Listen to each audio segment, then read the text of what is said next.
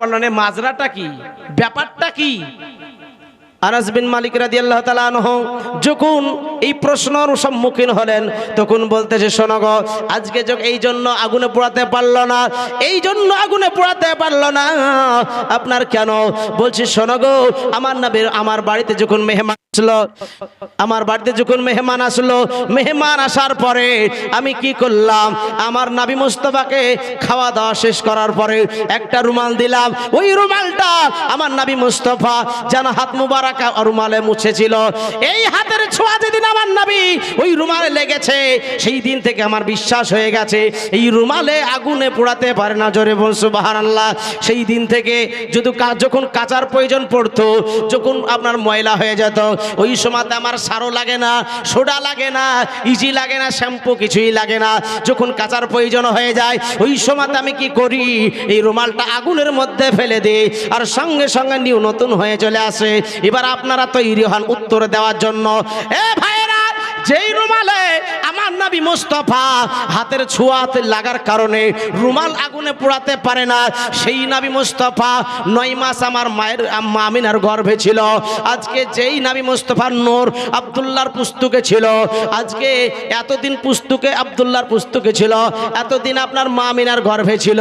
ওই বাপ মাকে কি জাহান্নামী বানাতে পারে কি? ঠিক আগুনে পোড়াতে পারে? যে রুমাল হাতে ছোঁয়া লেগে, নবীর হাতে ছোঁয়া লাগার পর জন্য রুমাল পোড়াতে পারে না।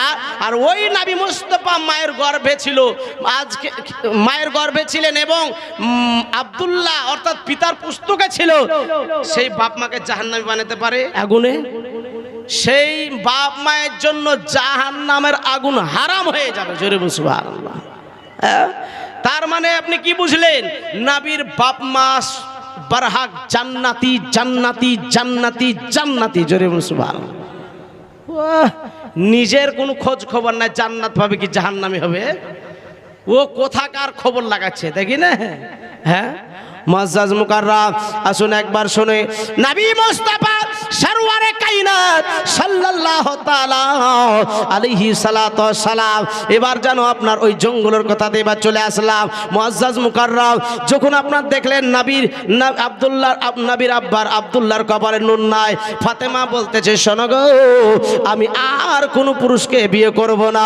আপনাকে যখন বিয়ে করতে পারলাম না, নবীর আব্বা আম্মা হতে পারলাম না, আর জিন্দেগিতে কোনো পুরুষকে বিয়ে করব না। এই দেখেন বাবা, উম্মে জামিল বা ফাতেমা নিজের জানকে হত্যা করে দিয়েছিল। শুধু উম্মে জামিল নয়, তার সঙ্গে যেন আপনার 1000 অধিক মহিলা নবীর প্রেমে মোহাব্বতে জানকে উৎসর্গ করে দিয়েছিল। জোরে বলুন সুবহানাল্লাহ। মুআজ্জাজ, এই দেখেন নবী মুস্তাফা সরওয়ারে কায়নাত সাল্লাল্লাহু আলাইহি সাল্লামের আব্বার বিয়ের 2 মাস হলো। আচ্ছা, অনেকে বলে যে বিয়ে করবো আগে নিজে পায়েতে দাঁড়াতে পারেনি। হ্যাঁ, মানে ও এখনো হাঁটতে শিখেনি। বুঝতে পেরেছেন? বুঝে আগে নিজে পায়ে দাঁড়ায় তারপর বিয়ে করব। জি বলেন এরকম? শুনেন, সরকারি আইন তো আছেই, বিয়েকে সহজ করে দেন, বিয়ে সহজ করে দেন, জেনা দূর হয়ে যাবে, জেনা দূর হয়ে যাবে। মানে পাকাছে, এড়ে পুষছে, এড়ে, বুঝতে পারছেন? বাড়িতে বিয়ে দিতে চাই না সন্তানের, দেখাচ্ছে পরের জমির ধান খেয়ে বেড়াচ্ছে। কি কথা বুঝতে পারছেন আমার কথা? পরের জমির ধান খেয়ে বেড়াচ্ছে। শোনেন, বর্ডার দেন, বর্ডার ক্রস করে যদি যান না তো জাহান্নামের লোকড়ি হয়ে যাবেন, এটা জেনে রেখেন। মানে নিজে পায়ে দাঁড়াতে চান না, বিয়ে করলে সন্তানের বিয়ে দিয়ে দেন।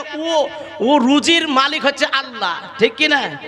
আল্লাহ অল্প বয়সে বিয়ে যদি করে তো রুজি আল্লাহ তার বরকত দিয়ে দেয় তার রুজিতে। জোরে বলুন সুবহানাল্লাহ। আচ্ছা বলেন তো, কোন ব্যক্তি যে বিয়ে করে কি না খেয়ে আছে? জি না খেয়ে আছে? বহু ব্যক্তিকে, বন্ধু বান্ধবকে দেখলাম অল্প বয়সে বিয়ে করে, দেখা যাচ্ছে ওই টাকা পয়সার মালিক অনেক অন্য ভাইয়ের চাইতে। এই জন্য বিয়েকে সহজ করে দিবেন, না হলে কিয়ামতের দিন বাপ মা পাকড়া হয়ে যাবে যদি জেনাতে লিপ্ত হয়ে যায়। কিয়ামতের দিন অনেক পুরুষকে দেখা যাবে হাতের তালুতে বাচ্চা হবে। জি হাতের তালুতে বাচ্চা হবে, এই হাতের তালুতে গর্ভবতী হবে। মা বোনেরা যেরকম গর্ভবতী হয়, বাচ্চা হয়, আমার মা, আপনার মা, আমার বোন, আপনার বোন, আপনার বেটি, আমার বেটি গর্ভবতী হয় কি না? বুঝা যায়, উচালাটা বুঝা যায় কিনা? ওই রকম এই পুরুষ, কিছু পুরুষের হাতে বাচ্চা হবে। কেন? তারা হস্তমৈথুন করে মোবাইলের নেকেড ছবি দেখার পরে। হয়তো যুবকেরা পালাচ্ছে দেখে শুনে, বুঝতে পারছেন কিনা? ওরা আগতি সরি পালাচ্ছে যে লিয়াছে হুজুর আমাকে। হ্যাঁ, যুবক ভাইরা শোনো, যারা হস্তমৈথুন করে তাদের হাতের তালু থেকে কিয়ামতের দিনে বাচ্চা হবে। এর জন্য দায়ী বাপ মাও হবে। এজন্য বিয়েকে সহজ করে দেন। তো আব্দুল মুত্তালিবের বেটা আব্দুল্লাহ অর্থাৎ নবীর আব্বার বিয়ের 2 মাস হয়েছে। তো এবার ইনকামের পথ দেখতে হবে। তো আব্দুল মুত্তালিব বলছে, বেটা এতদিন ছিল একা, এখন হয়েছে 2 জন, তারপর 3 জন হবে, বাচ্চা কাচ্চা হবে, হবে কি না? অর্থাৎ তুমি ব্যবসার জন্য, বাণিজ্যের জন্য তোমার ভাইদের সাথে মূলকে সামজাও। ব্যবসা করার জন্য না, তুমি তো কোনদিন কাজকর্ম করেনি, ব্যবসা শেখার জন্য যাও। ভাইদের সঙ্গে যাবে, কালকে যেতে হবে। 2 মাস বিয়ে চলছে, নতুন বহু থেকে কেউ যাবে? বা নতুন স্ত্রী থেকে মন চাইবে যেতে? হ্যাঁ, চাইবে না। তো কিন্তু বাপ হুকুম করেছে। আমরা হলে কি বলতাম? পাকামো করার জায়গা পাও না, নতুন বিয়ে করেছে আর আবার বিদেশ পাঠাচ্ছে এখন। হ্যাঁ, বাপ মার উপরে মুখের উপর কথা বলে দেবে জি। বাপ মাকে কিছুই মনে করে না, বাপ মাকে ইজ্জত সম্মান কিছু করে না। এখনকার তেন্দোড় ছেলে, বুঝতে পেরেছেন কিনা? এমন তেন্দোড়ের তেন্দোড়, বাপ মাকে কোন ভাষা কথা বলতে জানে না। মুসলমান শুনে না, জানে না। আর আব্দুল্লাহ বলছে, আব্বা ঠিক আছে যাব। এই দেখেন বাবা, ঘরের মধ্যে আমিনার কাছে বিদায় নিতেছে। আমিনা গো, আমার আব্বা একটা কথা বলেছে। বলে কি কথা? বলে আগামীকাল আমাকে সকালবেলায় মুলকে স্বামী ভাইদের সঙ্গে ব্যবসায় চলে যেতে হবে। আমিনা কান্না করতেছে, ও স্বামী গো, সবে মাত্র নতুন আমাদের বিয়ে হয়েছে, মাত্র 2 মাস হলো।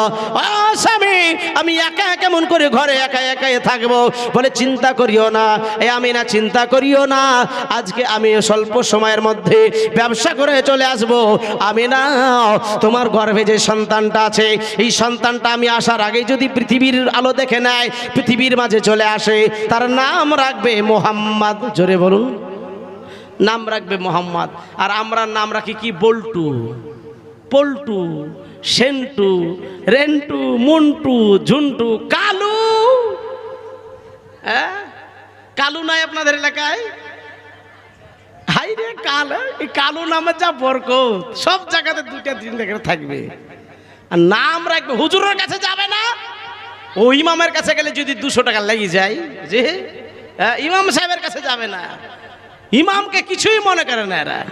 এই জন্য আলেম ওলামার কাছে যাবেন, ইমাম সাহেবের, হুজুরের কাছে যাবেন, একটা সুন্দর নাম রাখবেন। কি? একটা সুন্দর নাম রাখবেন। হ্যাঁ, একটা লোকের ধরে নতুন বিয়ে, ওর একটা মেয়ে আর 4টে বেটা, বুঝলেন তো? পানসিন্নি কি বলেন আপনারা? মেয়ে দেখতে এসে পানসিন্নি বলেন না কি? ওর দিন ধার্য ঠিক হলে পানসিন্নি।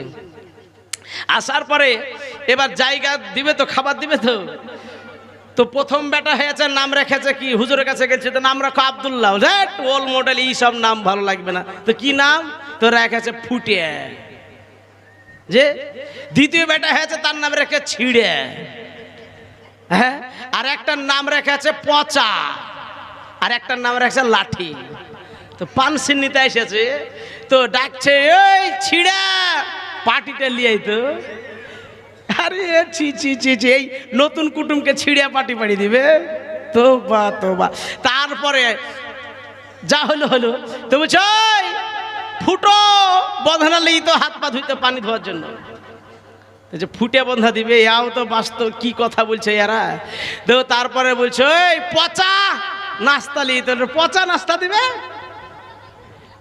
লাঠি বেটা এদিকে তো, এরা বলছে না, আর বসে থাকা যাবে না, এবার লাঠি নিয়ে মার তাড়া দিবে। আর এই দৌড় কি সেই দৌড়, বলছে তাড়াও তাড়া, বলছে না না, মার খেতে রাজি নাই। এই নাম যদি রাখেন, কিয়ামতের দিন যা বাটাম চলবে না, বুঝতেই পারবেন আপনি। এই যে যদি নাম রাখেন সুন্দর, তো কাম হবে ভালো। অনেকের নামের বরকতে জান্নাতে যাবে। জোরে বলুন সুবহানাল্লাহ।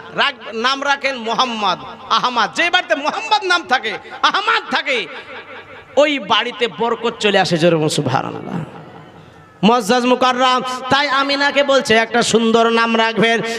ব্রাদার ইসলাম, এই দেখেন মুলকের স্বামী সকালবেলা হয়ে গেল, উটগুলো সারিবদ্ধ হয়ে আছে, আমিনার সঙ্গে সারা রাত্রি গল্প, আজকে মোহাব্বতের গল্পগুলো করতেছে। এই দেখেন বাবা, যদি মোহাব্বতের কথা হয়, যদি জিনিস ভালো লাগে, এই যে আমি বক্তা আলী হোসেন আজকে স্টেজে ওয়াজ করছি, আপনারা আমার দিকে ধ্যান দিয়ে কত সুন্দর শুনতেছেন, একবারে চোখে চোখ রেখে মোহাব্বতের সঙ্গে শুনতেছেন, আমাকেও ভালো লাগতেছে, আপনাদেরকেও ভালো লাগতেছে। আজকে যদি ওয়াজ না ভালো লাগে উঠে পালাবে, আর আমাকেও ভালো লাগবে না নাকি? এই দেখেন বাবা, রাত্রিবেলাতে আব্দুল্লাহ গল্প করছে মোহাব্বতের গল্পগুলো, কত মোহাব্বতের গল্প। রাত্রি পার হয়ে গেছে, বুঝতেই পারেনি, সূর্য উদিত হয়ে গেছে। আব্দুল মুতালিব ডাক দেয়, এ আব্দুল্লাহ বের হয়ে আসো, তোমার ভাইগুলো সব তৈরি হয়ে গেছে। এই দেখেন আব্দুল্লাহ সকালবেলায় যেন শেষ উঠে লাস্টে বেলায় উঠ আছে, ওই উটের উপর চেপে গেলেন। আমিনা বলছে আল্লাহ গো, উটটা যেন না চলে, আর আব্দুল্লাহ বলছে আল্লাহ উটটা যেন না চলে, কিন্তু উট তো চলবি আল্লাহর হুকুমে। এই দেখেন বাবা, চলতে আরম্ভ করলো। আমিনা কান্না করতে করতে ঘরের মধ্যে চলে গেল। এই দেখেন মুলকের সামনে গেল, মুলকের সামনে যাওয়ার পরে আপনার 6 মাস ব্যবসা করে, আর সেইখানে বাবা 6 মাসের ব্যবসা 1 মাসই শেষ। আর ভাইরা বলছে, ভাই আব্দুল্লাহ মনে হয় তুমি নবীর আব্বা, এই জন্য আমাদের 6 মাসের ব্যবসা 1 মাসই হয়ে গেল। শুধু তাই নয়, 6 মাসে যা লাভ হয় 1 মাসে তার 3 গুণ বেশি লাভ হয়েছে। জোরে বলুন সুবহানাল্লাহ। আগেই আপনাকে বলেছি, আব্দুল্লাহকে যারা ব্যবসায়িক ছিল, যারা বাণিজ্য করতে যেত, আব্দুল্লাহ চেহারা দেখে দেখে যেত, এই জন্য তাদের ব্যবসাতে লাভবান হতো, এই জন্য তাদের লাভবান হতো।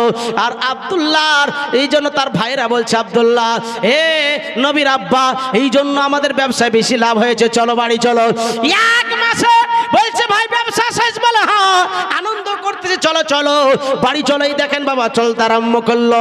চলতে চলতে এই আব্দুল্লাহ আনন্দ করছে, আমিনার সঙ্গে দেখা হবে।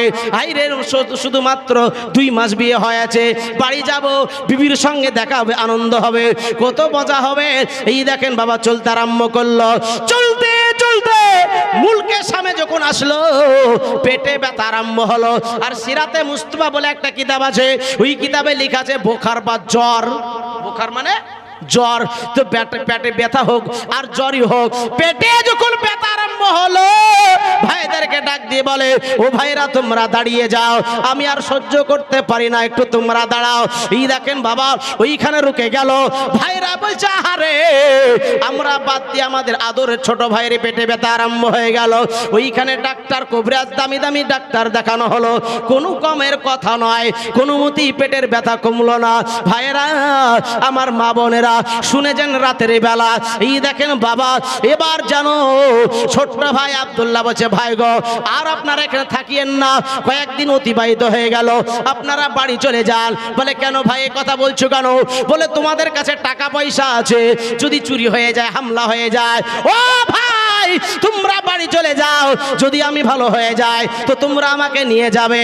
এই দেখেন বাবা, আবার একটা কথা বলছে, ভাই আমার উটটা সঙ্গে করে নিয়ে চলে যাও। বলে কেন গো, অসুখ বেসুকুন থাকে না, যদি ভালো হয়ে যায় উটে সাওয়ারি হয়ে চলে আসবে। বলে না না, উটটা নিয়ে চলে যাও, যদি কোনো কারো জমিতে লেগে যায় আর ফসলকে নষ্ট করে দেয়, না না কারো ক্ষতি হোক, এটা আমি চাই না। আব্দুল্লাহকে বলছে, ও ভাই রে, এত ছোট্ট মাথায় এত বুদ্ধি, ওই একটা বাড়িতে আছে, ওই চাচা পেতে বলছে, চাচা গো আমার ছোট্ট ভাইকে একটু দেখে দেখে রাখবে। এই দেখেন ক্যাশপাতি দিলাম, টাকা পয়সা দিলাম, এই টাকা পয়সা নিয়ে আমার ছোট ভাইকে একটু দেখভাল করবে, ভালো ডাক্তার দেখাবে। এই দেখেন তারা চলতে আরম্ভ করলো। আর এইদিকে আমিনা একটা স্বপ্ন দেখতেছে। বলে কি স্বপ্ন দেখতেছে? আকাশে আপনার 12টা নক্ষত্র উঠেছে, 12টা তারা উঠেছে, সারি সারিবদ্ধ হয়ে আছে। আমিনা দেখতেছে যেন আপনার সবচাইতে 12 নাম্বার যে তারাটা, সবচাইতে ছোট্ট তারাটা, ওই তারাটা জমিনে পড়লো, আর জমিনই যেন দাফন হয়ে গেল। জোরে বলুন সুবহানাল্লাহ। আমিনা বলছে, কি ব্যাপার, এই 12 নাম্বার তারা সবচেয়ে যেটা ছোট তারা সেটাই খুলে পড়লো, আর বাদ বাকি তারা কেন পড়লো না? তার মনে সন্দেহ হলো, নিশ্চয় আমার স্বামীর কোনো ক্ষতি হয়েছে। মনে একটা সন্দেহ জাগলো। ওই রাত্রিতেই কাবা শরীফের মুতাল্লি আব্দুল মুত্তালিব তার কাছে ওই রাত্রি চলে গেল, দরজায় নক করছে খটখট করে। কে? বলে আমি না। আমি না? এত রাত্রিতে কেন? কেউ লোকে কি বলবে, এত রাত্রিতে কেন এসেছো? বাড়ি যাও মা, বাড়ি যাও। বলছে আব্বা একটা খুব ভয়ানক স্বপ্ন দেখেছি। কি স্বপ্ন? এইরকম তারা দেখলাম 12টা, কিন্তু সবচেয়ে 12 নম্বর ছোট্ট তারাটা জমিনে পড়লো আর জমিন দাফন হয়ে গেল। কারণটা কি? আব্দুল্লাহ তো স্বপ্নের তাবির ভালো জানতেন, মানে বলতে পারতেন। তো তিনি বুঝে নিয়েছেন আমার সন্তানের নিশ্চয় কোনো মরণ রোগে ধরেছে। জোরে বলুন সুবহানাল্লাহ।